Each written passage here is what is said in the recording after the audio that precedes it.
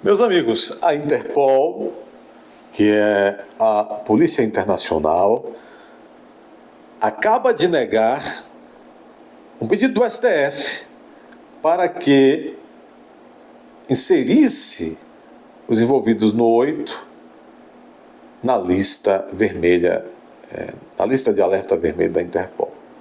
Isso está aí em todos os jornais, nós estamos aqui baseados na revista Oeste. Mas antes de tudo, para não perdermos a triste tradição, eu cumprimento vocês aqui diretamente da Venezuela do Sul, Caracas do Sul. Aliás, vamos fazer um vídeo lembrando um pouco, vamos ouvir o áudio.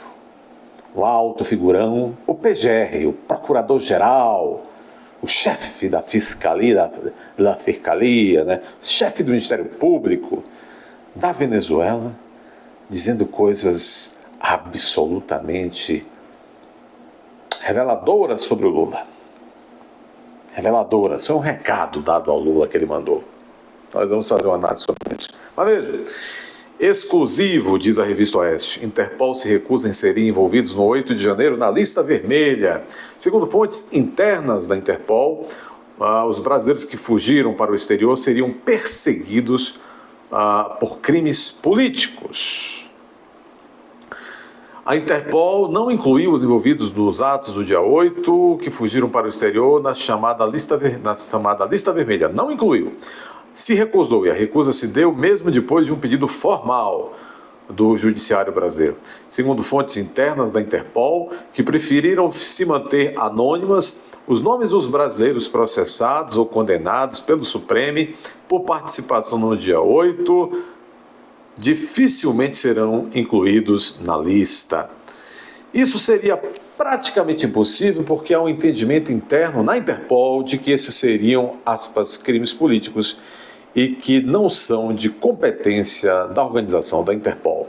Além disso, as modalidades dos processos dos envolvidos no dia 8 também são alvos de fortes questionamentos internos na Interpol. São aqueles crimes todos que o Congresso permitiu que fossem acrescentados no Código Penal. A plemplado, o espládio demoplástico de deleite e tal, não sei lá, abolição, não sei o quê, aquele negócio tudo que vocês sabem, são crimes com altíssima pena. E, bom, vocês já sabem de tudo, né? A Interpol, pelo visto, não considera essas coisas, nesse contexto, crimes, né? E considera aqueles presos políticos, não de crime comum, né? Que coisa.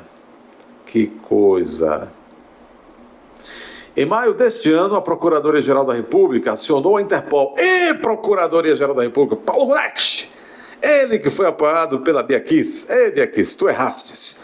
Muito bem. Então, a Procuradoria-Geral da República acionou a Interpol contra os envolvidos do dia 8, lá em maio desse ano, que deixaram o Brasil. Entretanto, até o fechamento dessa reportagem, os nomes dessas pessoas não foram incluídos na lista vermelha, conforme aparece no próprio site da Interpol. Atualmente, há 51 brasileiros cuja inserção na lista vermelha foi requerida. 51 brasileiros, requeridas pelas autoridades brasileiras. Outros 31 brasileiros são procurados por outros países e também têm seus nomes incluídos na lista. Todos eles são acusados de crimes comuns, de amasséios e até fraudes com cartão de crédito. Nenhum deles é acusado do envolvimento do dia 8, ou seja, não há acusados, porque a Interpol se recusou a colocar em sua lista vermelha acusados do dia 8, embora a PGR tenha pedido e embora o STF o deseja.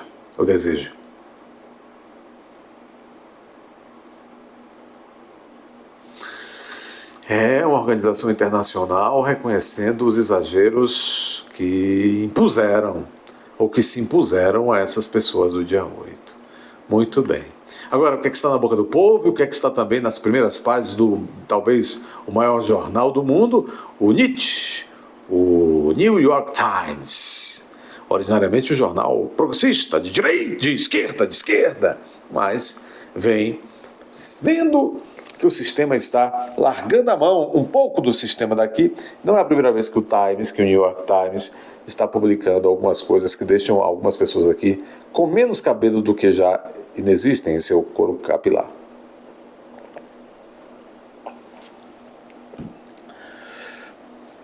Está aqui no Poder 360, New York Times questiona se o CTF, lá onde está o Dr. Moraes, salva ou ameaça a democracia no Brasil.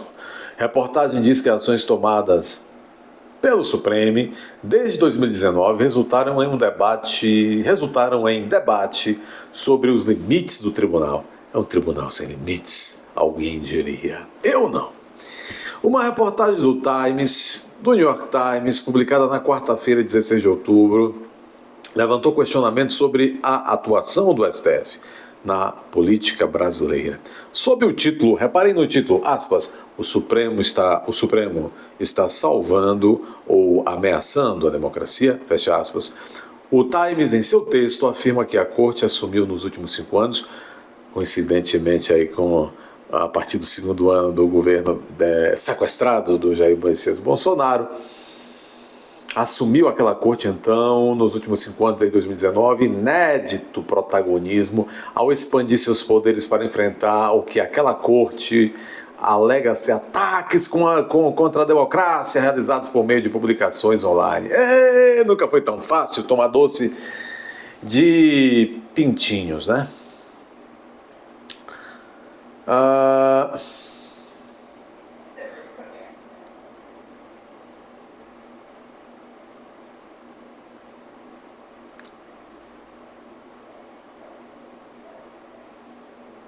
Diferentemente da Suprema Corte norte-americana, diz o jornal, que decide de 100 a 150 questões de constitucionalidade por ano, o STF é praticamente o seu próprio sistema judiciário. Olha que bonito. O STF é praticamente o seu próprio sistema judiciário. Ninguém segura, não há limite, salve-se quem puder, não é verdade? Diz o Times, é uma corte constitucional, é uma corte de recursos e, por causa das novas investigações, cada vez mais uma corte criminal. Segure-se quem puder, né? É como diria o Máscara, alguém me segure, não é verdade? Segundo o jornal norte-americano, o Supremo iniciou sua campanha de proteção da democracia logo depois de Bolsonaro, sempre ele, o planeta Bolsonaro, se tornar presidente com a abertura do inquérito das fake news em 2019, né? Tudo começando com Toffoli. Todos tomamos um Toffoli. Mas Moraes é o relator do processo que apura a difusão de passou em Aí diz o Time, aspas, de repente o Supremo tinha poder para investigar praticamente qualquer pessoa, qualquer crítica que fosse feita para ele próprio em qualquer lugar. Eu vou repetir, com aspas para o New York Times espantado, de repente poderíamos parafrasear aquela música, de repente, não mais que de repente, né? De repente, diz o jornal americano, o Supremo Tribunal tinha poder para investigar praticamente qualquer crítica a si próprio em qualquer lugar, relata o Times. O texto também cita o caso de Daniel Silveira, ex-deputado, preso por declarações contra ministros, né, e tal, afirmando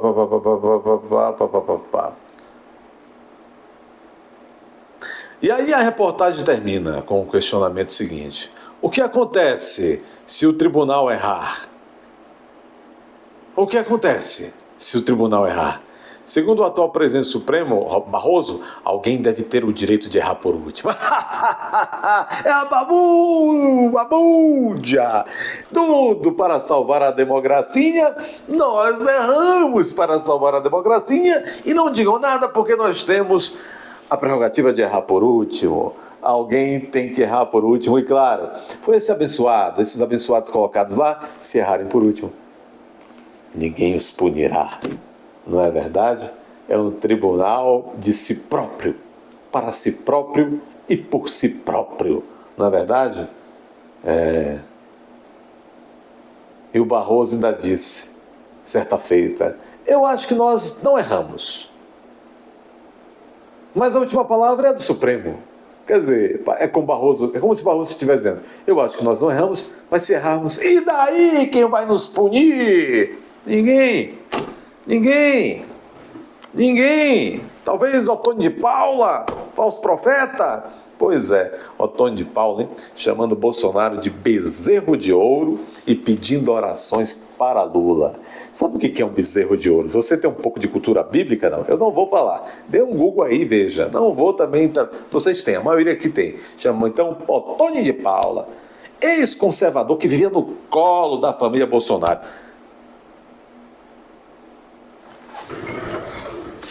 Otônio de Paula, você me causa ânsia de...